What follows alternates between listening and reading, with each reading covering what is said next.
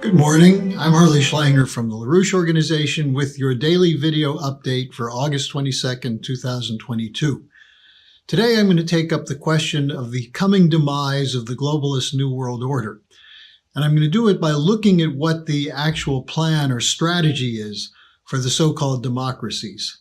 This goes back to an event in December of 2021 on the 9th and 10th for what was called the Summit for Democracy, which was presided over by Joe Biden. And the goal was, according to its promotion, to promote, quote, an affirmative agenda for democratic renewal, unquote, to build a force for collective action by setting forth an affirmative agenda for democratic renewal. Now, keep in mind, this was just at the time that President Putin was demanding negotiations for security for Russia, a national security interest which he explained was threatened by the expansion of NATO, by the threat to bring Ukraine into NATO, the pushing of weapons systems into Ukraine, and the escalation of Ukrainian government assault against the Russian civilian population in the Donbass.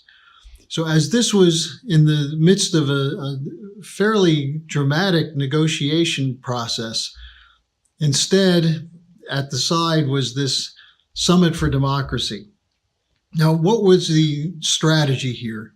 Well, to defend against authoritarian regimes. To do that by what? Supporting a regime in Ukraine, which was run by oligarchs and included in its defense and security departments neo-Nazis. Secondly, to fight corruption. This in a country which has been identified as one of the most corrupt in the world. And to promote respect for human rights. How? Through sanctions which kill children. So you can see the hypocrisy in the attempt to divide the world into the so-called democracies versus the authoritarian regimes. Now, the top priorities set forth included combating disinformation, strengthening election integrity, and supporting a free and independent media. Outside of the transatlantic world, most informed officials view this as hypocritical bunk. It's an agenda to increase the power of the unipolar superpower through elimination of national sovereignty, through moves toward a global central banker's dictatorship called the Great Reset, through an imposition of an anti-growth plan for population reduction called the Green New Deal, narrative control through lies and censorship, the use of soft power, that is hybrid warfare or information warfare, to intimidate populations from speaking out against this agenda, a policy of regime change, coups, and color revolutions to knock out governments which refuse to go along with this agenda.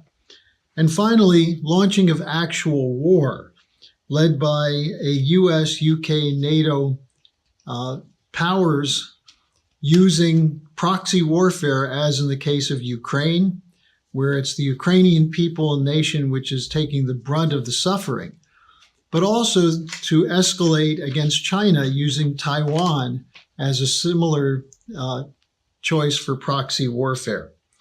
Now, as for fighting corruption, billions of dollars are going to Ukraine with no accountability.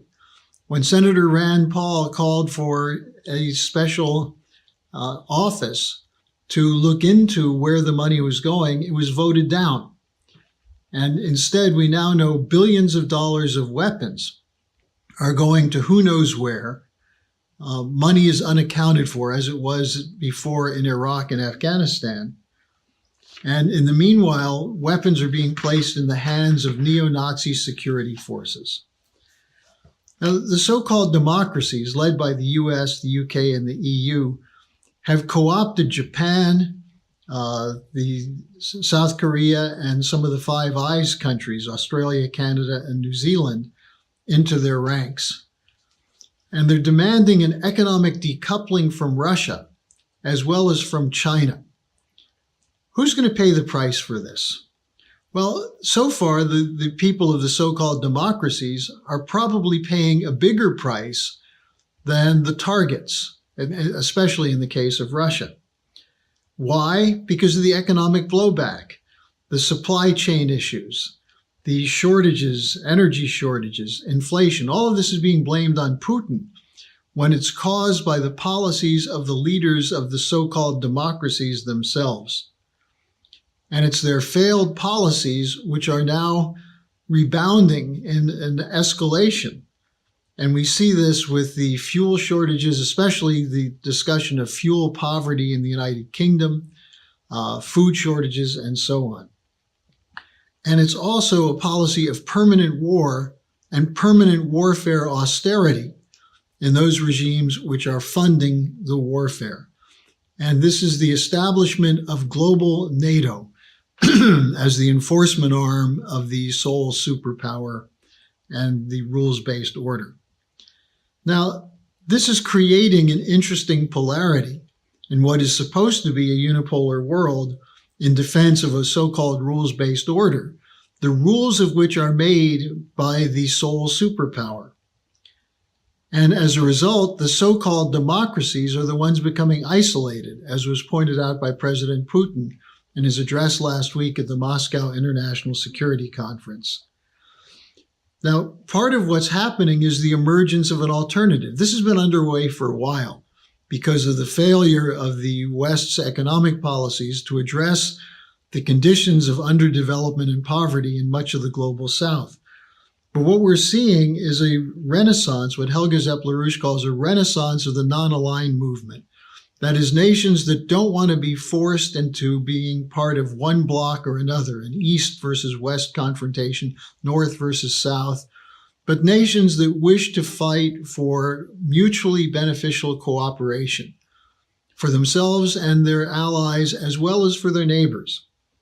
Now, we see the emergence, for example, of the Belt and Road Initiative of China as a part of this, but the emergence of the BRICS nations, the Shanghai Cooperation Organization, the European or the Eurasian Economic Union, the African Union, the Organization of Islamic Countries. All of these are groupings which represent the majority of the world's population. And members of these institutions are not supporting the Western war against Russia in Ukraine. They're actually moving toward de-dollarization, the use of regional currencies and other ideas, innovative ideas to break out of the control by the Western financial system. They're calling for using these new banks like the Shanghai Cooperation Organization Bank or the BRICS Bank to fund real economic development, not debt repayment. And they're rejecting the green policies which are intended to keep their nations permanently poor. And so we're seeing motion toward a new financial system. So the so-called democracies are facing a situation in which their economies are collapsing. Their ability to loot the formerly colonial world is being dramatically reduced by opposition, especially the Russia-China alliance.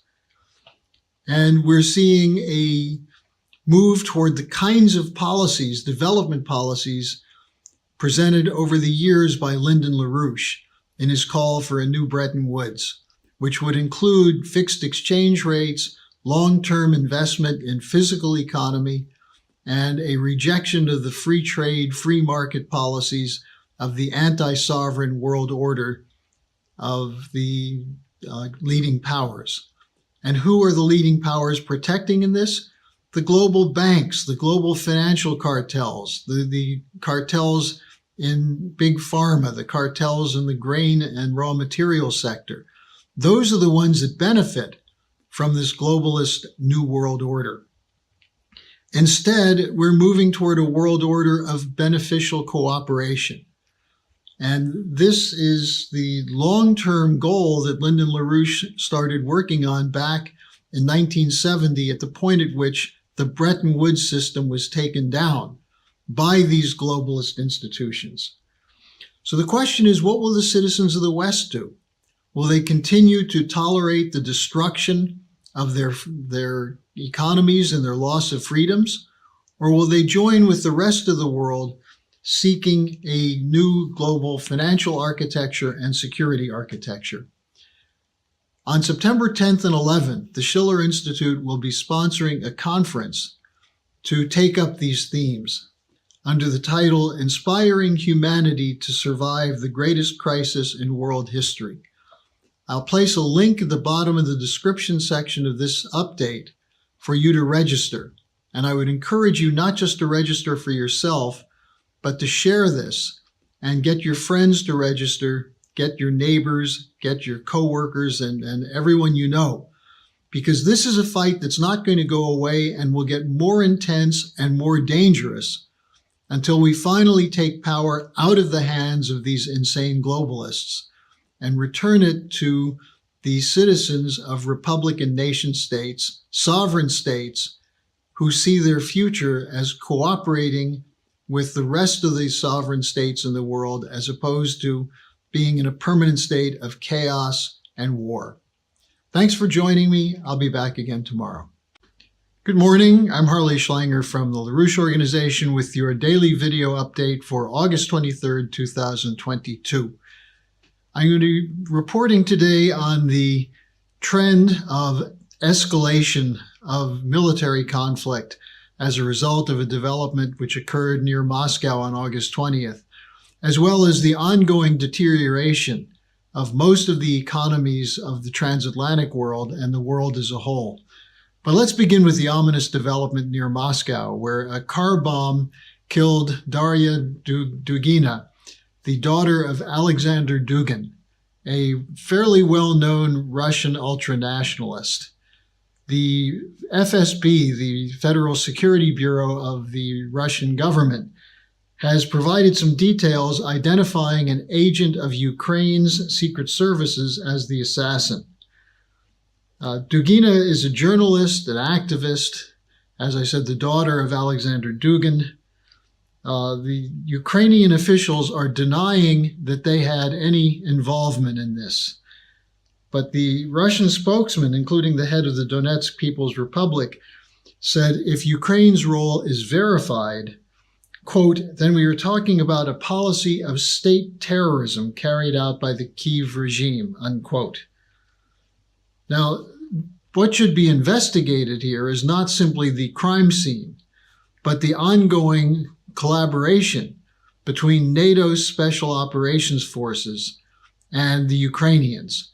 There was an article in the New York Times last week detailing the role of the British Special Forces in training saboteurs and assassins of Ukraine who are operating behind the lines in the Russian-controlled areas of eastern Ukraine.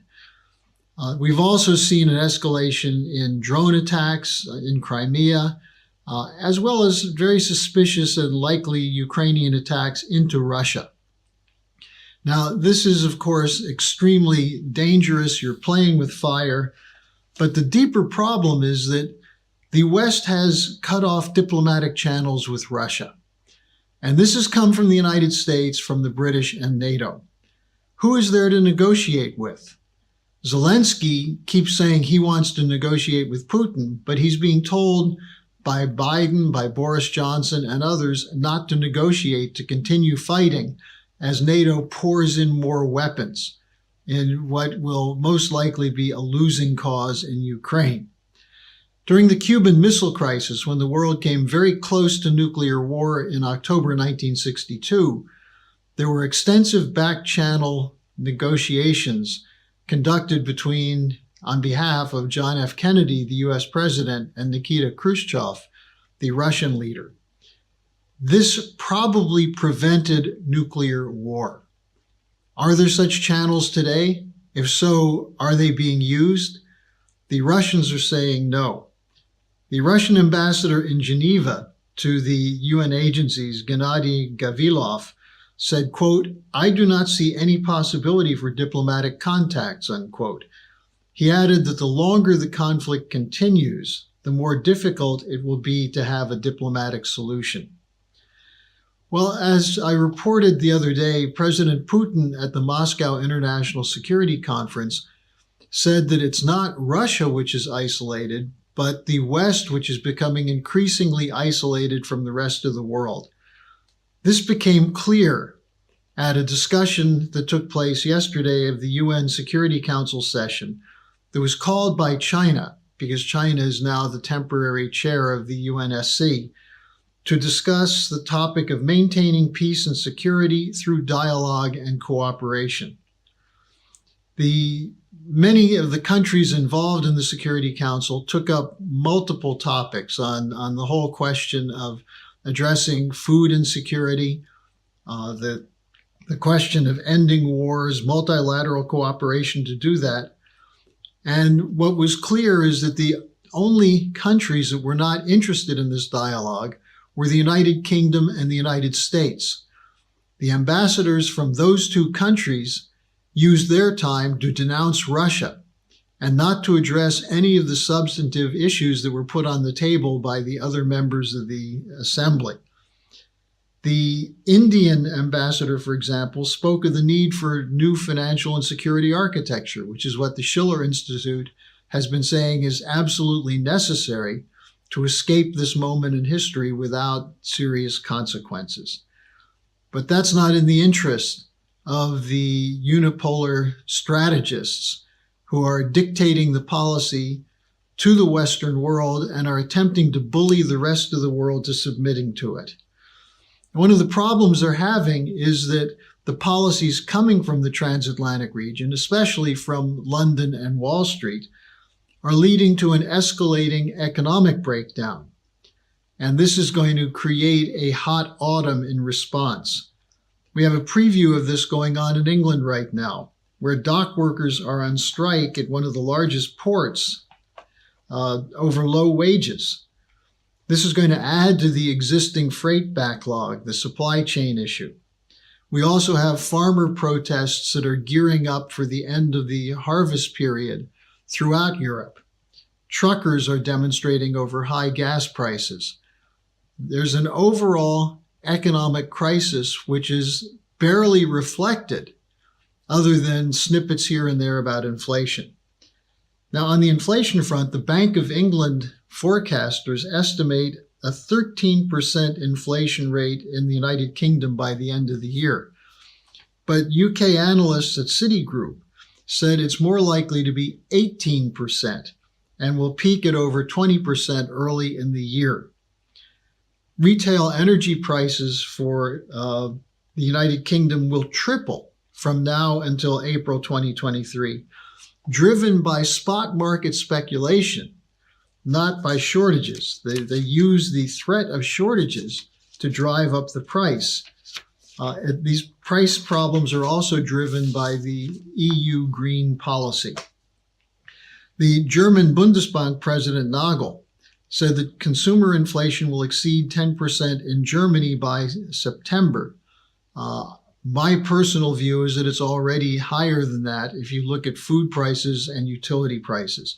Now, all of this has been driven by the policies of the U.S. Federal Reserve and the other central banks, all of which act on behalf of the interests of private banks and financial institutions, not governments.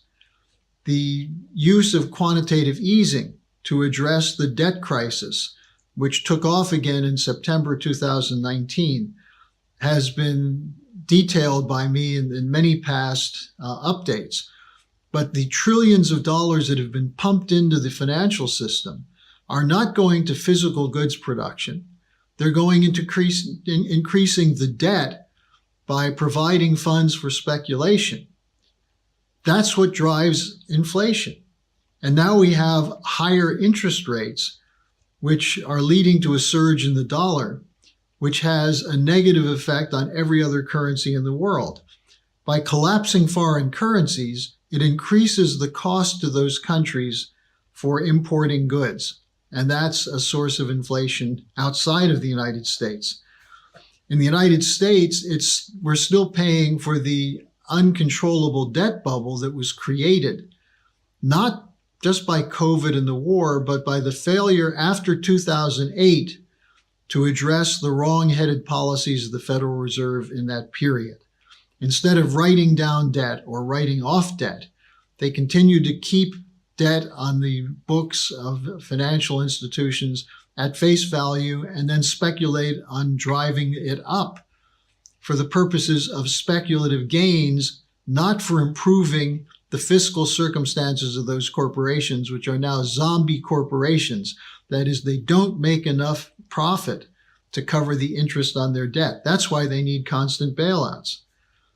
Now, we also see in the United States, credit card rates are going up, which will have an effect on the consumer side of the economy, and a collapse in housing, especially in new mortgages. So what does this mean for the immediate future? Well, we have endless war brought to you by the military-industrial complex and the war hawks that they finance, who control both parties in the United States and all major governments in Europe. Secondly, inflation leading likely to credit collapse, a tsunami of defaults, all of which will be triggered by the policies dictated by the financial cartels, including the largest banks such as JP Morgan Chase, Citibank, Wells Fargo, Bank of America, and others, and also financial institutions such as BlackRock and Vanguard. Now, these financial predators will be meeting at the end of the week for their annual get-together in Jackson Hole, Wyoming. Keep in mind, it was in the Jackson Hole meeting in 2019 where the decision was made to launch the Great Reset by creating an alliance of banks and financial institutions that would not only centralize credit policy, but would insist on controlling fiscal or spending policy.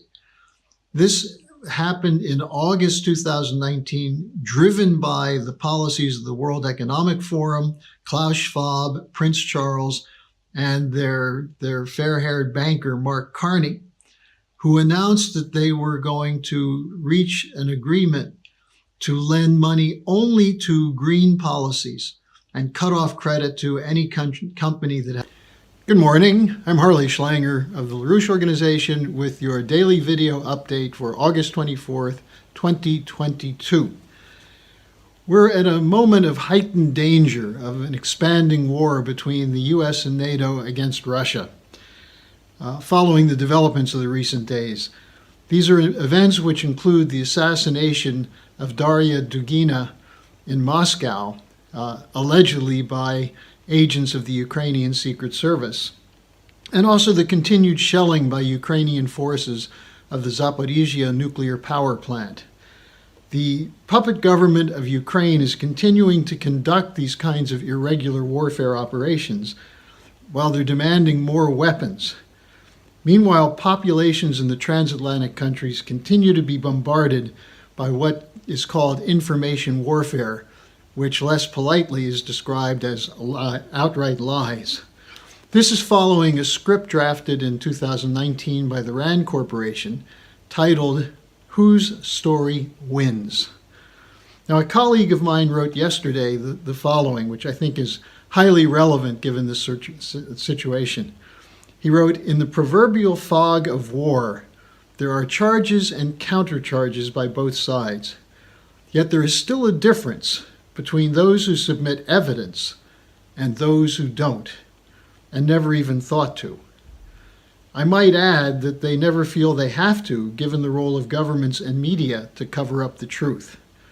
An example of this is Joseph Borrell, the foreign policy director of the European Union, who justified the lying engaged in this kind of psychological warfare by saying foreign policy must maintain, quote, double standards, unquote. Borrell yesterday called for the European Union to train Ukrainian troops in neighboring countries, saying that it, quote, seems reasonable that a war is lasting. In other words, it's necessary to have more capability for sabotage, assassination, and wet works, given that this war is going to continue, even though the war is unwinnable, as is known, obviously, to those in NATO who are continuing to press ahead. So let's look at several other examples of NATO lies and hypocrisy, which are resulting in growing numbers of Ukrainian casualties, the very Ukrainian people Borrell claims that he is protecting and defending. Let's start with the story of the Zaparizia nuclear power plant. There was a session yesterday afternoon of the UN Security Council, an emergency session requested by Russia to determine what should be done about the attacks on the nuclear plant. Ukraine has been arguing that Russia is shelling its own security forces at the plant to make Ukraine look bad. And secondly, that Russia, by deploying heavy artillery inside the plant, makes it legal for Ukraine to shell the plant. Now, from the Ukrainian side, no evidence was submitted, described, or even alleged. The U.S. and Western allies accused Moscow of a scheme to, quote, steal Ukrainian electricity, unquote. Well, if that's their intention, why would they be shelling the plant to make it impossible to produce electricity? Now, the Russian ambassador then submitted photographic evidence of Ukrainian attacks on the plant, as well as high-resolution photos of the entire site to address the claim that the site is being turned into a military outpost. They also showed or presented the names of the Ukrainian artillery unit that's shelling the plant, and noted some of the strikes involved M777 howitzers provided by the Pentagon, the U.S. military. And the Russian ambassador said, "It seems that our colleagues exist in some kind of their own parallel reality, in which the Russian military shells the nuclear power plant it is protecting using American systems at that," unquote. Well, did anyone address this hypocrisy? Apparently not. Although it's reported that in the next days, the International Atomic Energy Agency director is going to go or make sure there's a mission to the plant to see if they can determine what's true. Now, a second example is the impending war crime tribunal that the Russians have set up to try Ukrainian officials and Ukrainian military. This is going to take place in the city of Mariupol, and it's going to involve testimony from former Azov Brigade members who were captured when the Azovstal plant fell to the Russians.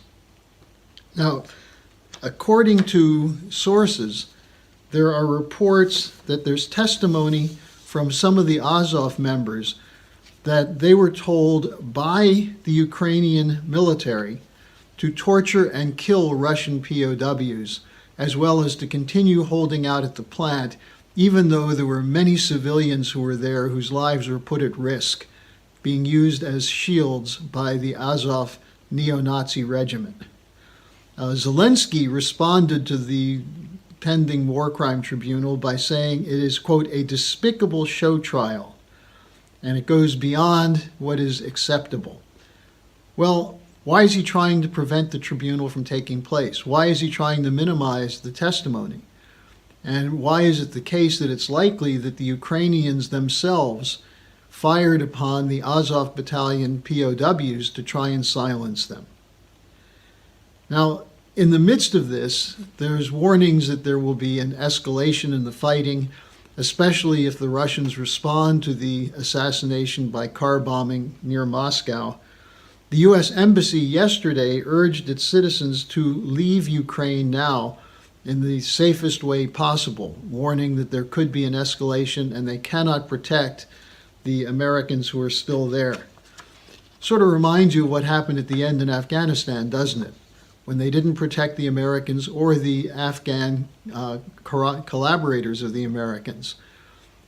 Well, we'll see what happens, but this is, again, more ominous signs of betrayal by the United States. Now, finally, in talking about wartime propaganda, it's worth taking a look at the motion that was filed in federal court yesterday by attorneys for Donald Trump in relationship to the raid on Mar-a-Lago and the so-called gathering of evidence in that trial, in that case, I should say. It's not a trial yet, since no charges have been filed. But what the Trump lawyers did was raise some extremely important questions.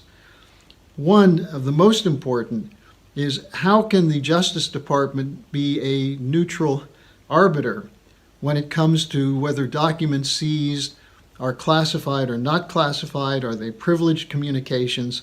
How could they be trusted given their track record in Russiagate and their known political animus against former President Trump, including the misrepresentations that were made in the FISA court by the FBI in order to obtain warrants the last time around to spy on the Trump campaign?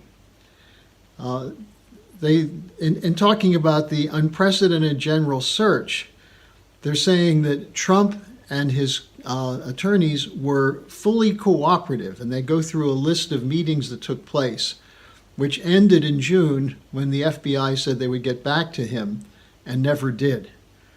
Now, I think the following characterizes the filing by the Trump legal team. They say that the Russian collusion case that was being made by the FBI and the Justice Department displayed biased FBI agents and officials. This is now from the legal complaint. Stories of FBI agents engaged in information laundering, where a fired informant continued to feed the FBI false information through a Department of Justice official. An FBI general counsel falsified documents to support a FISA warrant's penetration into then-candidate Trump's inner circle. And they conclude this section by saying, in light of recent FBI behavior, when President Trump is part of its aims, this court should feel obliged to demand candor and transparency, and not just trust assertions from the Justice Department. And it calls for appointing a special master.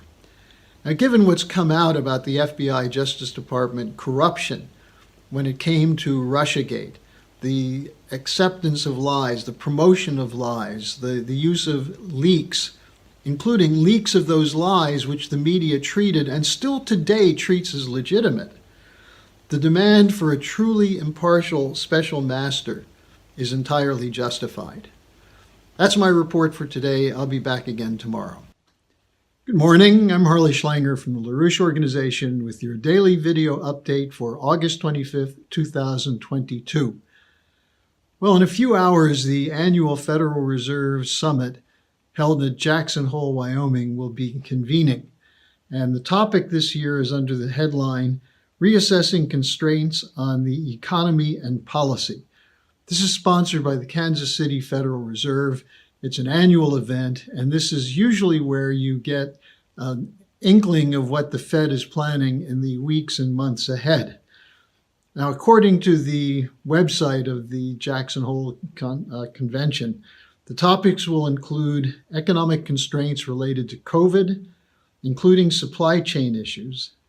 And in their announcement, they write that, quote, bottlenecks and shortages have limited economic supply, even as historic levels of fiscal and monetary accommodation have led to a surge in demand, resulting in an imbalance, unquote.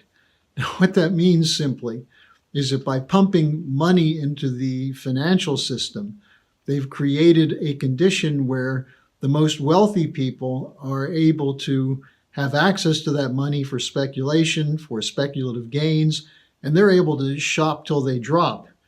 But for the rest of us, we're afflicted with a stagnant, deindustrialized economy with surging prices and having to make choices for whether we're going to pay for fuel or food or medical care.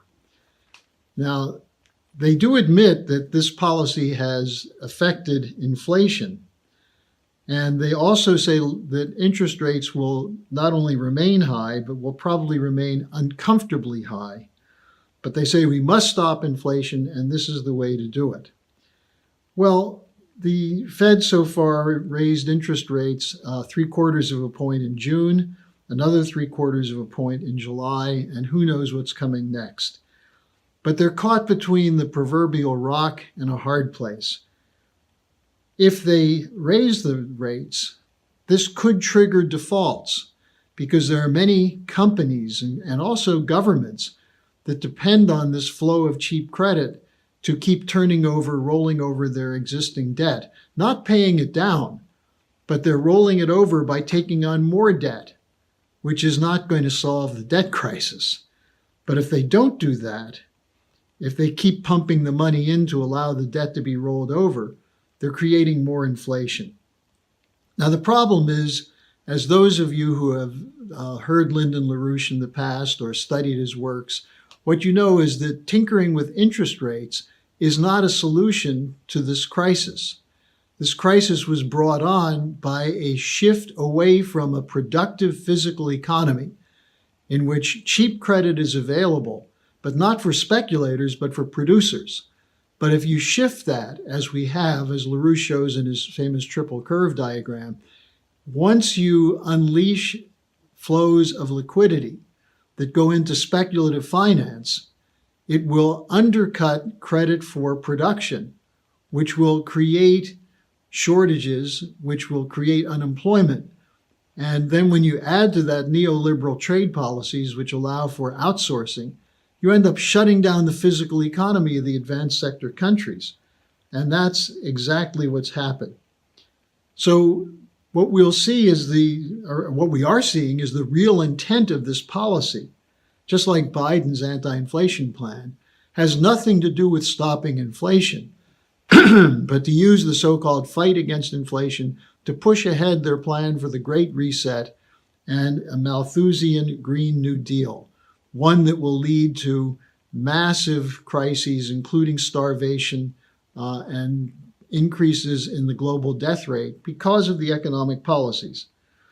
Now, this goes back to what was announced in December 2015, and this is just the most recent iteration of this policy. But at that time, Bank of England Governor Mark Carney said that banks must act to prevent climate change. And what we've seen now is a whole series of measures of organization from the most powerful banks working through central banks like the Federal Reserve, the Bank of England, the European Central Bank, to promote policies that will cut production. And Carney, in doing this, teamed up with Larry Fink, for example, of BlackRock. And the idea was that to set up what they called a compact, where bankers will stop lending to firms which produce a carbon footprint. In other words, firms which produce physical goods will stop being provided loans. And they will be told they must move to a net zero carbon world or they will be cut off from credit. Now, just an example of this is Carney's speech to the UN Climate Action Summit in September 2019. Now, this was after the famous August 2019 Jackson Hole event, which I'll mention in just a moment. But Carney at this climate change conference said the following: firms that align their business models to the transition to a net zero carbon world will be rewarded handsomely. Those that fail to adapt will cease to exist. In other words, cut off credit to firms that don't go along with the climate change hysteria. Now, what Carney announced in the period immediately after that is that there will be a pool of funds for the green transition. And this is the same banks that are going to stop lending to physical production will put together a speculative fund that will bet on carbon levels, that will move for shutting down fossil fuel use and moving instead into so-called renewable energy systems, which are unreliable and inadequate. Now, just a little background on Carney. In February 2008, he became chairman or governor of the Bank of Canada. And as the financial crisis hit that year, he was the first one to move to zero interest rates. And this supposedly saved the Canadian economy. Well, what it did is actually push into 2012 and 2013 a deadly stagnation, which the economy has not yet recovered from. But for doing that, he was then promoted to become head of the Bank of England. In 2012, he was also appointed to be a coordinator of the World Economic Forum. Then he became UN climate czar when he left the Bank of England. And in doing this, he partnered with the largest banks in the world to set up what was called the Task Force on Climate-Related Disclosure. And this is central to understanding what the Great Reset is. In August 2019, the decision was made, it was announced at the Jackson Hole Conference, to move ahead with the plan to protect the speculative system and to shut down the productive system. They called this the Great Reset. And what they said at that time is that the problem is governments are spending too much money, and the money is going to physical production. It's going to carbon in producing products. And instead, we have to move to a zero carbon world. So what did they propose? Zero interest rates for speculation, but no credit for physical economy. Now, since then, we've seen a spiral upward of inflation, as in the United States, trillions of dollars, as much as $20+ trillion has been pumped into the financial system. How much of that ended up in goods producing? Virtually none. Instead, it ended up in speculation. The result is inflation has gone upward, because when you just print money with nothing backing it and then use that money for speculative trades, you're creating inflation. And the forecast is that in the United Kingdom, for example, inflation will hit 18% by the end of this year. For Germany, it may be 12 to 15%. Actually, in Germany, in many goods, fuel and food, it's higher than that right now. The euro just hit a 20-year low, and they're blaming this on energy shortages, which of course they blame on Putin. But the fact is that speculation is pushing the prices of fuel up, at the same time that energy production is being slashed by the European Union green policy. German Chancellor Scholz went to Canada yesterday to beg Prime Minister Trudeau to send some liquid natural gas to Germany. Trudeau said no. I mean, partly because this is not an easy thing to do, but secondly, there's not enough LNG to make up for the shortfall that Germany is going to get by shutting down its remaining 3 nuclear plants, moving against coal, and cutting off fossil fuel use. So it's the green policy combined with the so-called inflation policy, now the anti-inflation policy to push more green investment, which is causing these shortages, causing the inflation, and leading to a breakdown of the transatlantic economy. Now, when you look at this, what you see is stupidity compounded by evil. The commitment to reduce population, which is what the Malthusian idea is. You manipulate things such as energy, such as credit, and you use that to create shortages, which will soon mean millions will starve to death on the planet. Now, the alternative is credit for physical production, and I'll discuss this a little bit more tomorrow when I take your questions. Tomorrow is Friday. Please send me your questions at harleysch@gmail.com.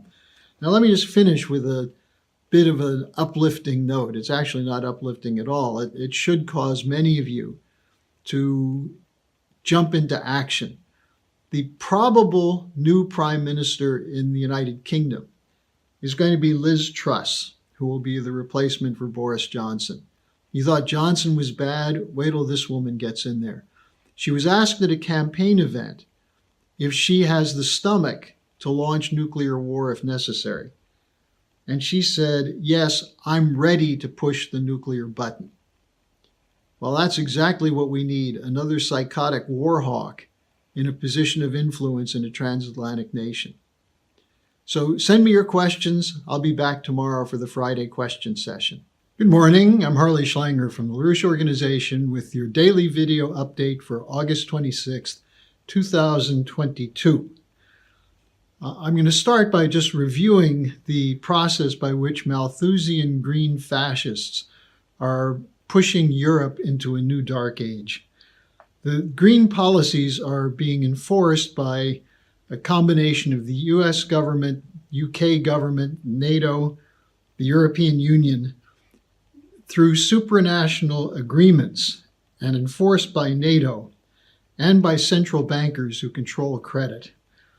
They've been unleashing hyperinflation at the same time they're creating energy shortages, and they're driving energy costs through the roof and increasing poverty throughout the continent in the so-called advanced sector world. Now we're seeing gas prices set by speculators in the Dutch spot markets are up 600% in this last year. In the United Kingdom, the term fuel poverty is now becoming commonly discussed as conditions are hitting hard, especially impoverished pensioners, but also the former middle class who can't keep up with the spiraling of costs, especially the forecast that inflation will go up 18% in the United Kingdom by the end of this year. There are 20 million American homes that are behind in utility bills and face the possibility of power cutoffs as winter is approaching. And major corporations in Germany are facing bankruptcy because of energy costs, and some are shutting down. Meanwhile, farm protests in Germany are scheduled now to begin on August 31st. So we have a very serious overall economic crisis hitting Europe and the United States. Now, I want to give you just a few other headlines quickly. Boris Johnson was in Kyiv yesterday. Apparently, he knows he's more popular among the Ukrainian neo-fascists than he is under the population in the United Kingdom, where he's been driven out of office. He promised that Britain would support the Ukrainians until they win the war. Macron, the French president, is in Algeria, essentially to beg for natural gas and forgiveness for comments he's made belittling the people of Algeria. And meanwhile, German Chancellor Scholz is pledging an open-ended arms flow from Germany into Ukraine, obviously because he and other governments in NATO believe this war is going to continue as the new endless war. Now, let me call your attention to the upcoming issue of the Executive Intelligence Review under the headline, The World Needs Gandhi's Nonviolent Direct Action. This features Helga LaRouche's speech made to commemorate the 75th anniversary of Indian independence from Great Britain. It also includes a very important article by Lyndon LaRouche from August 2010, which addresses the crisis that we're facing now. The article is entitled, The Economic Past is Behind Us, Money or Credit. Now, this is especially pertinent given the opening yesterday of the Federal Reserve's Jackson Hole, Wyoming conclave. Jerome Powell, the Federal Reserve Chairman, will be addressing it today, giving a speech on the economic outlook. What most people expect is more rate hikes until inflation comes down. I would recommend to Jerome Powell that he read LaRouche's article to learn the difference between money and credit, because the question of interest rates itself is not the solution to this crisis. You have to move toward a credit policy which ensures there'll be credit available where it's needed, namely in the productive sector. Now, it's Friday, so I'm going to turn to your questions. I want to thank the viewers because I was overwhelmed by the number of good, serious questions, some of which I just can't answer in a short broadcast, like one in particular about the Plato's allegory of the caves, shadows in the caves, which is an appropriate allegory for what we face today with the media control. Let me answer that by taking up another question, which is, what is Bellingcat and can it be trusted?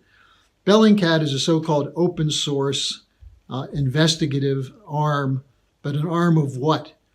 Public opinion shaping? Who funds it? It's funded by the U.S. government's National Endowment for Democracy, which is a regime change coup funding operation, by the European Union with direct connections to the British Foreign Office and to military-industrial complex firms. So what's its purpose? Its purpose is to impose groupthink, to impose a narrative. And it's been exposed by the Grey Zone, by Mike Robinson of the UK column, And we're going to be doing some more work at the Executive Intelligence on how this narrative control is run. But let me just call your attention to something I learned from Mike Robinson the other day. In the United Kingdom, there's an operation, an agency titled the Behavioral Insight Team, which is a government agency whose purpose is to figure out how to change behavior through manipulation of the narrative. This goes back to the studies that have been done on how do you manipulate a population to keep them complacent and non-rebellious when policies are being implemented against their interests, which they don't like, but how do you keep them in the dark and confuse them? That's why I say this is the Plato's analogy of the cave, shadows in the cave, is very appropriate for looking at this situation. So Bellingcat, can you trust them? Absolutely not. It's an agency whose purpose is to support the intentions of the military-industrial complex to continue globalization, to continue endless wars, regime change, and attacks on any nation or any people that seek to establish sovereign relations with other nations, and should be seen as precisely that, a government narrative control agency. Now, I received many questions related to what one can do to protect their savings, their financial situation for themselves and their families in these precarious times. What would be an investment strategy? And related to this, when will the crash occur? Now, in the last question, no one can tell for sure when a crash will occur. There's a psychological moment when everyone recognizes that we've gone over the cliff. It's like the classic Roadrunner Wile E. Coyote cartoon, where the coyote runs over the cliff, and only when he looks down does he realize that he's going straight down. That's where we are today. We face default on debt, huge volumes of debt. The financial system is backed by nothing, especially the Western financial system. And there are moves away from that by much of the world. So the question of when the actual crash will occur it's undetermined. It could be any time now. But the more important question, to get to this question of what can you do to protect yourself, we're not financial advisors. We provide an analysis based on Lyndon LaRouche's Riemannian method of looking at the physical economy and the overall dynamic, the relationship between credit and production, the relationship between creative innovation and improvements in physical economy. Now, what I can tell you is that there's not much you can do to save your future when we're facing a systemic crash. What you need to do is fight for a solution for everyone. And this starts with fighting for LaRouche's 4 laws, the return to regulated banking with Glass-Steagall, which would mean that there will be no more bailouts for speculators because you'll be separating the investment banks from the commercial banks. That's the first law. Secondly, a credit policy, a Hamiltonian credit policy, instead of a privately owned central bank like the Federal Reserve, in which credit policy is determined by the needs of the nation and the volume of funds are directed not to speculators, but to producers, to scientists, to engineers, to research and development that will add to the overall productivity of the economy as opposed to the accumulation of debt. The third point then is investment in infrastructure, because infrastructure improvements, moving to new stages or new platforms of infrastructure, cheapens the overall cost of production and therefore increases productivity. And then directly related to that is the fourth law, investment in the future, in the frontiers of science and technology. And at this point in time, this includes nuclear fusion and related plasma technologies, and especially space exploration. To do that, you have to break completely with neoliberal economic policy, which essentially is based on the idea of a free and open market, which doesn't exist because the largest collection of power is in the hands of those who control the largest amounts of money, like BlackRock, like Vanguard, like JP Morgan Chase, like Barclays. the largest financial institutions that dictate policy through governments, especially through their control over central banks. Unless we break with that, you have no financial future. Whatever money you have in the bank is in a very precarious situation. We need economic changes at the top. It can happen. It can happen especially when people figure out that the reason they're going to be cold and hungry this winter is because of the failed policies of the existing financial establishment, the corporate cartels, the bankers, and so on. Now, several people ask related to this, what about Biden's action canceling some student debt? Won't this fuel inflation? Well, inflation is caused by the trillions of dollars of funny money that's been pumped into the system by the central banks. The little bit that's going to be canceled by the Biden student loan program is not going to have a substantial effect on the value of money. But other people are saying, well, isn't it unfair for the families that paid for their children's tuition that others are getting off free? Well, there's a certain unfairness to that, but you have to face the fact that you can't punish people who are trying to better themselves through education, who don't have money and can't afford to pay for college. You want to talk about fairness? What is it that has driven up the costs of a college education so much at the same time that the actual value of that education, both in terms of job potential in the future, as well as improving the creative capacities of students, is so, there's such a gap. As the costs go up, the quality of education has dropped. So I think the question we have to ask is, what is it that's driving this high, just unbelievable cost of education, where some of the Eastern elite colleges now cost $60,000 or $70,000 per year? Now, this has to do with the overall collapse of physical economy and the fact that you have a very significant pipeline from these special universities to the military-industrial complex, to the establishment, and so on. But this is the question I think you have to look at when you want to take up what's unfair about our current system. Now, the next question is, are there scientists who dispute man-made climate change? And I had several people asking this because I brought it up earlier in the week. Now, the best thing I can do is refer you to something called ClinTel, Climate Intelligence. It's a group of over 1,000 scientists who put out a statement earlier this year, or last year, quote, "There is no climate emergency," unquote.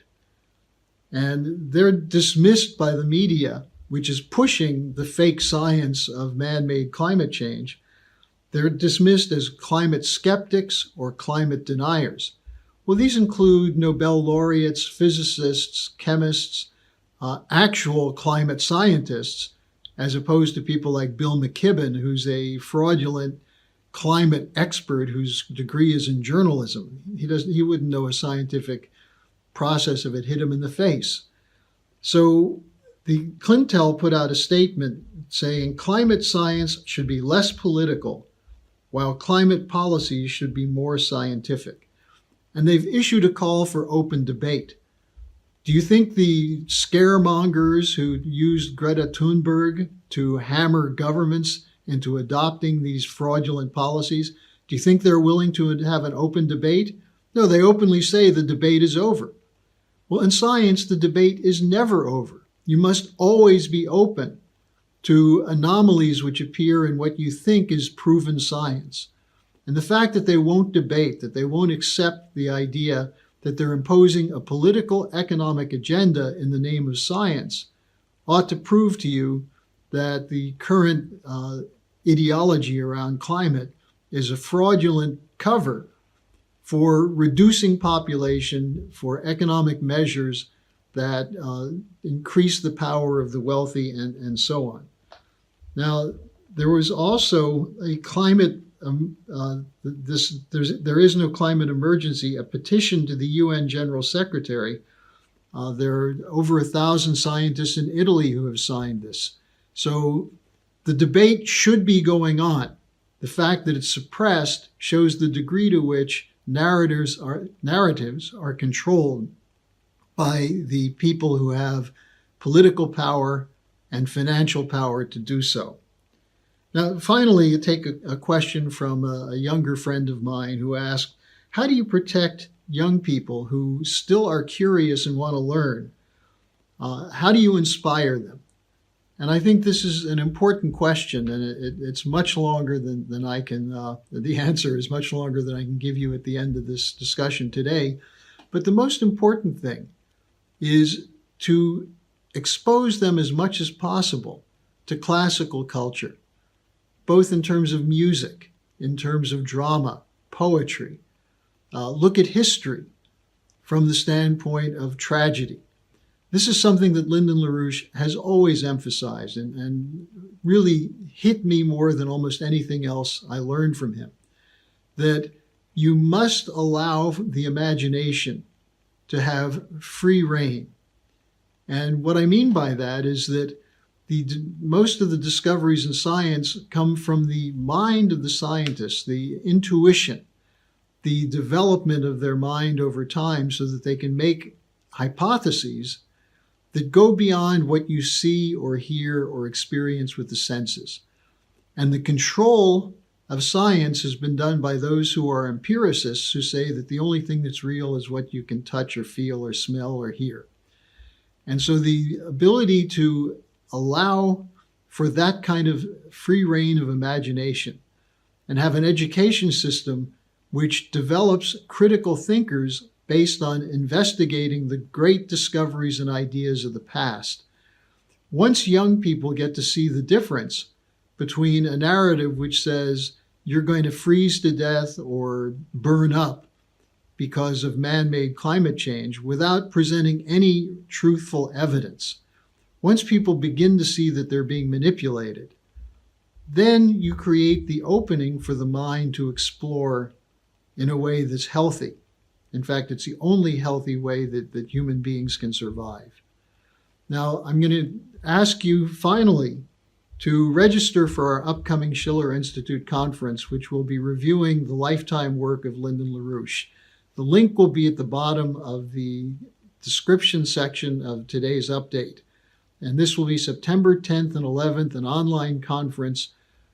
If you have any interest in what we've been discussing, sign up for this conference and sign up others so that we can begin to expand this dialogue to the broader population. And thanks for joining me this week. I'll be back again on Monday.